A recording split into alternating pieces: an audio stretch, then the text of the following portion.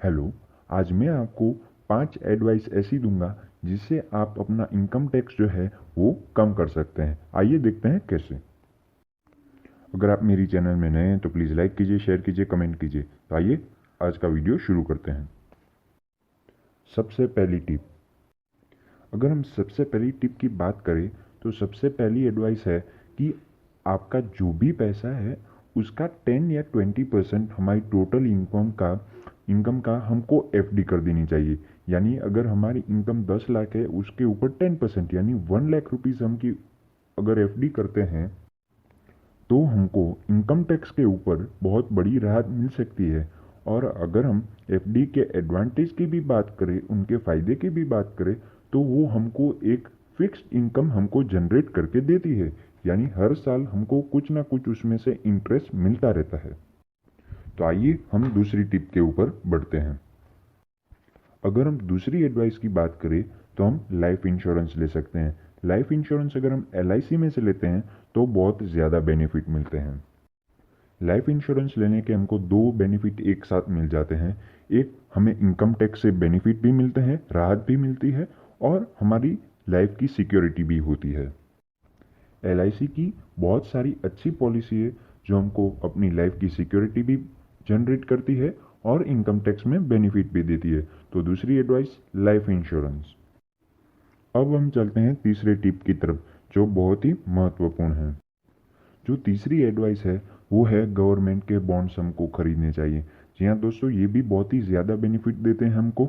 Income tax से भी benefit मिलते हैं और वो भी फिक्स डिपॉजिट की तरह हमको इंटरेस्ट देती हैं और फ्यूचर में लॉन्ग टर्म के लिए हमको बहुत ही बेनिफिट देती है। इससे हम गवर्नमेंट की हेल्प भी करते हैं और अपना इनकम टैक्स का जो बोझ है वो भी कम करते हैं। अब हम चलते हैं चौथी एडवाइस की तरफ। जो चौथा आइडिया है वो है चैरिटी। जी हाँ दोस्तों, जैसे कि हमको पता है कि अभी कोरोना जैसी सिचुएशन चल रही है, तो इसमें हमको इनकम टैक्स का बेनिफिट उठा सकते हैं। अगर हम हमारे देश के किसी भी चीफ मिनिस्टर फंड या प्राइम मिनिस्टर फंड में अगर हम पैसा डालते हैं, अगर हम 1 लाख रुपए डालते हैं तो उसका 50%, हम जो भी अमाउंट डालेंगे उसका 50% हमको इनकम टैक्स बेनिफिट मिलता है। तो यानी चौथी एडवाइस मेरी यही रहेगी कि हमको चैरिटी में देना चाहिए। अब हम एक एग्जाम्पल के हेल्प से देखेंगे कि इनकम टैक्स कैसे बचाया जा सकता है इन स्टेप की मदद से। अगर हम इस एग्जाम्पल को ध्यान से देखें तो हम देख सकते हैं इस आदमी की इनकम 6 लाख रुपए है और वो टैक्स भर रहे हैं सिर्फ 12,800 रुपये। पर अगर हम कोई भी इन्वेस्टमेंट नहीं करते हैं तो उसका 20% यानी 1,20,000 रुपये हमको टैक्स भरना पड़ता है। पर यहाँ पर उसने सिर्फ 12,000 रुपये टैक्स भरा है। जैसे कि मैंने आपको बताया था कि पीपीएफ इन्वेस्टमेंट इंश्योरेंस लेना चाहिए, फिक्स डिपॉजिट करनी चाहिए, और उन सबका मिलाकर एटीसी इन्वेस्टमेंट जो है वो 1.5 लाख हो जाता है। यानी अब उसके इनकम के ऊपर रहा सिर्फ 4.5 लाख। अब उसके ऊपर सिर्फ 4.5 लाख का बोझ रहा, और वो भी अब हटकर अगर वो मेडिक्लेम का इंश्योरेंस भी लेते हैं, जनरल इंश्योरेंस लेते हैं, एजुकेशन लोन लेते हैं, और उसके ऊपर जो इंटरेस्ट उनको बेनिफिट मिलता है, और तब जाके उनकी जो भी इनकम बचती है उनके ऊपर हम टैक्स देते हैं।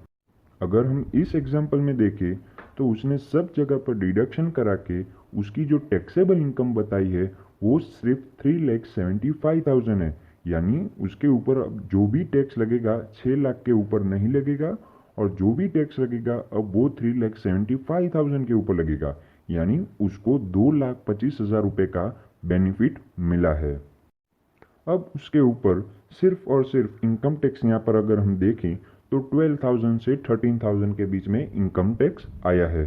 तो ये थे 5 एडवाइस। मैं आपको चाहता हूँ कि आप ये फॉलो करिए और अपना इनकम टैक्स का बोझ कम करिए।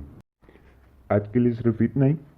मेरी चैनल को लाइक कीजिए, शेयर कीजिए, कमेंट कीजिए, और आपको इनकम टैक्स के सेविंग बारे में टिप जानना चाहते हैं तो प्लीज़ मेरी चैनल को सब्सक्राइब कीजिए। Thank you.